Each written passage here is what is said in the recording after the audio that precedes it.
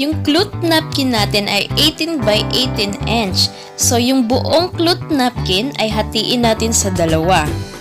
Tapos natin hinati ang ating cloth napkin sa dalawa.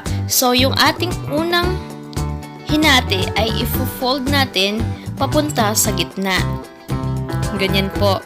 At yung isa pasalubong din sa ating unang finold.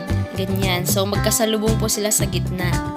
Tapos natin ma-fold ang dalawa pasalubong, so mag-marking tayo sa gitna para sa ating center. So, yung apat na corner, i-flip natin palabas. Ayan, para mukhang diagonal. I-flip lang natin palabas. Ganyan, yung apat na corner. So, kailangan may center siya. Ayan, ganyan po.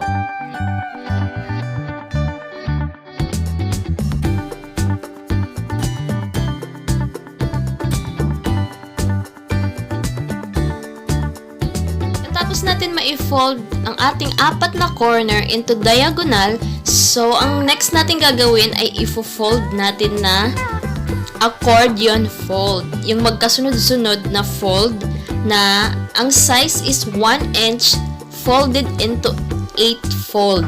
I-fold natin ng 8 fold siya. Accordion fold, magkasunod-sunod yung fold. Para lang siyang gumagawa tayo ng pamaypay, yung folding niya, ganyan. So, kailangan maayos, hindi na iipit yung nasa ilalim. At magkaparehas yung size ng fold niya.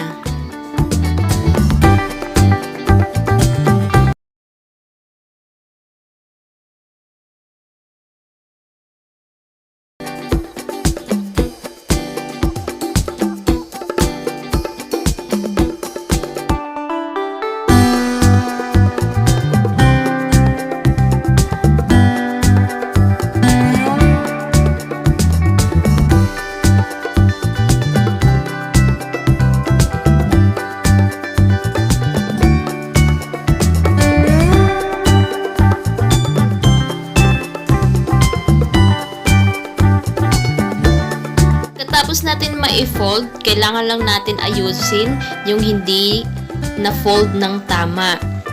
So, ayan po. Ayan. So, meron siyang 1, 2, 3, 4, 5, 6, 7, and 8. 8 folding.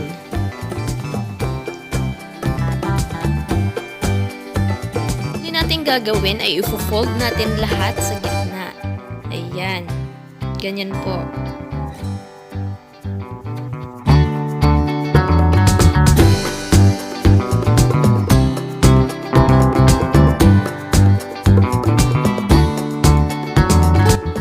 So, ang ating unang way para gamitin ang ating cloth napkin fold ay napkin ring. So, yung gagawin natin sa napkin ring, ipapasok lang natin sa dulo o end ng ating cloth napkin fold. Ayan, ganyan lang ka-easy. So, pagkatapos natin ipasok sa napkin ring, so pwede na natin siya ilagay sa ating plato. Iayos na natin sa ating plato. Ganyan na po yung itsura niya pag nasa plato na.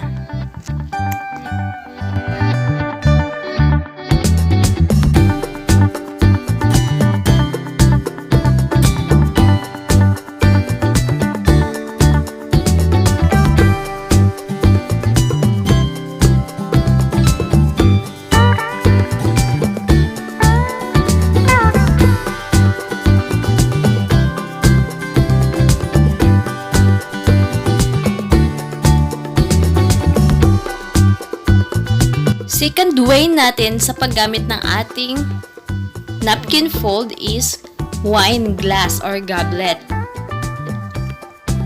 Yung ating folded cloth napkin, ipapasok lang natin siya sa ating wine glass at spread lang natin yung kanyang design. Ganyan lang po ka-easy.